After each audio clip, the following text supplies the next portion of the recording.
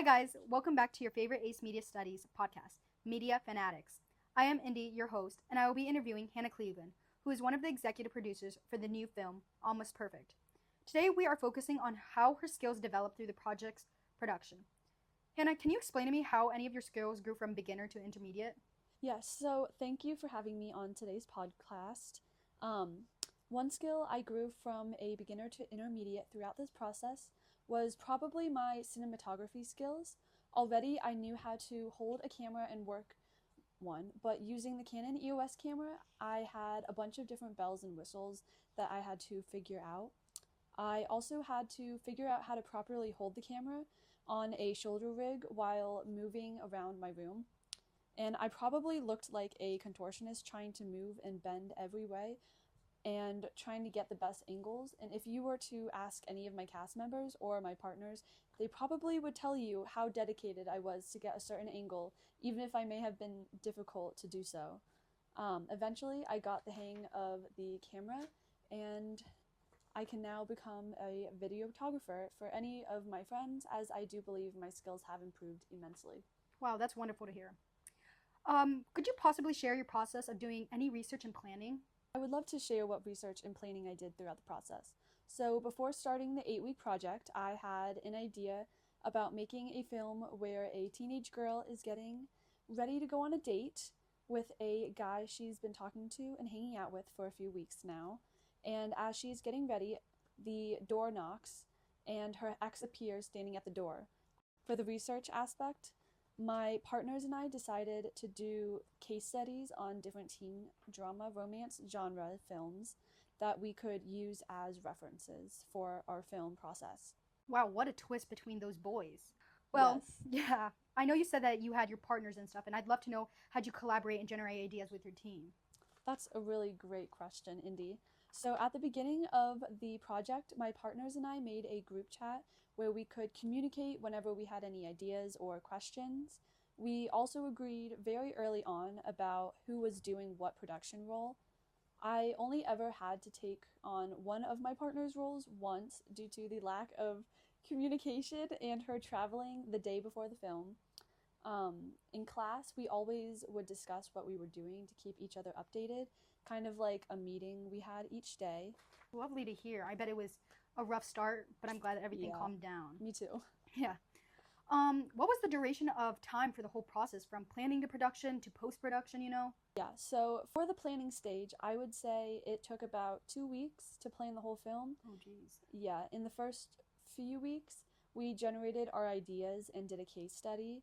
And for the 2 weeks of planning, we finalized production roles, scouting out our location, discussed mise en scene elements, so our prop design, costumes. Um, we also did our storyboard and we found our cast during this time, and we rounded up all of our equipment that we had to use on production day. And last, we made a script. And then for the production of the film, we did that at the beginning of week 3 and then again at the beginning of week 4. Nice. Oh my gosh. You guys had a quite a busy few weeks. Mm-hmm. Did you split your production day into 2 days? No, we actually had to start our film over after the first day due to our camera's battery dying and the store not being able to sell any replacement batteries for our specific camera. Now, the duration was the longest process, so it took the rest of the time to edit our project. And so I think that was about like 4 to 5 weeks long of editing and finalizing the production. Oh, geez. Talk about trouble, right? Yeah. So, what editing platform did you use? I'd love to know. Well, I used Adobe Premiere Pro as my editing software. What a classic. Classic. How did you use the tools from Premiere Pro, and what were they offered? So before going into this project, I only knew some editing basics from editing our midterm, which we did before this project. But becoming the editor of Almost Perfect allowed me to have some creative freedom where I could add some fun touches by using different features on Adobe Premiere Pro, like the dissolves and the different effects and transitions.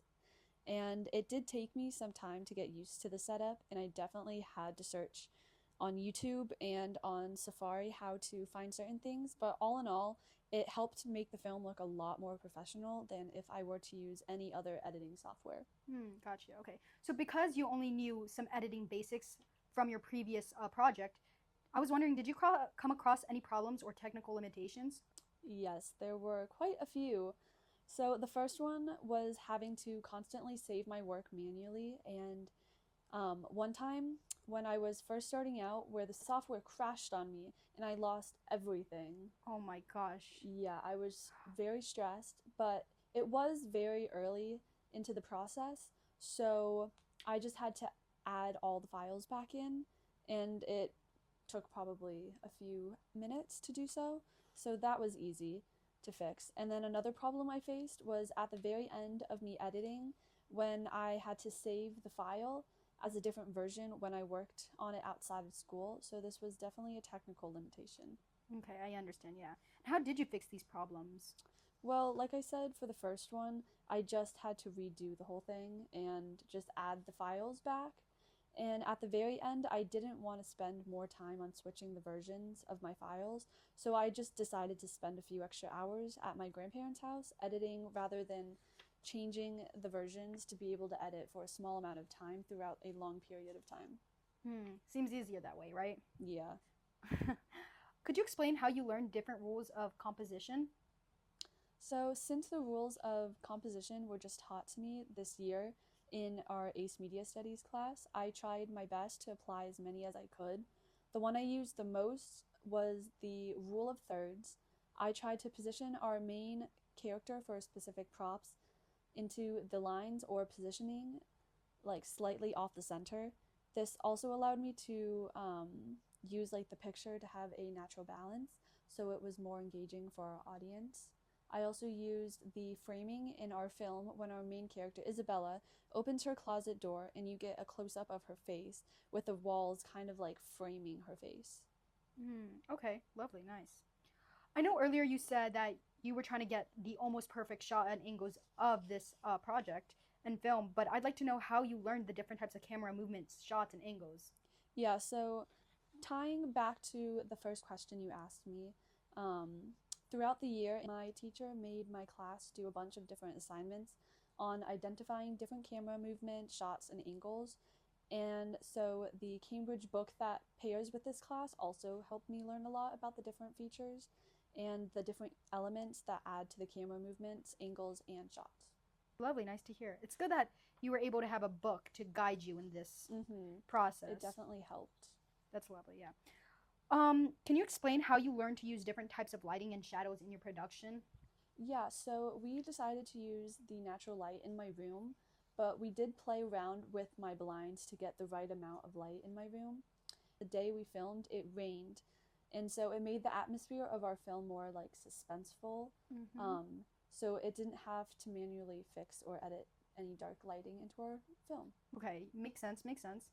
So, because your room was, already the teenage girl room, I'm sure there wasn't many props that you had to like incorporate, but I'd like to know how you chose certain props or you brought in certain props and how you arranged them to fit your description.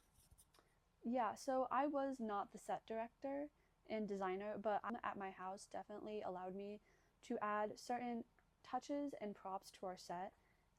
Having our main character as a teen, we try to incorporate any stuffed animals, makeup, clothes, a camera, pictures, and some dance awards.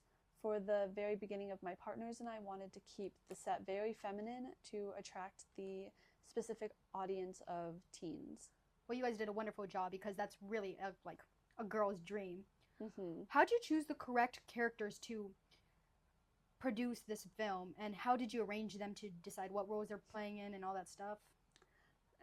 So when it came to finding a cast, my partners and I tried to find some of our closest friends to play our characters. This not only was time efficient, but we also knew that we could rely on them, and we knew like their availability, so it made it easier. I think that's all the questions related to the production of your new film, Almost Perfect. Oh, thank you Congrats. so much for having me on today. Also, don't forget to come watch Almost Perfect out in theaters May 10th.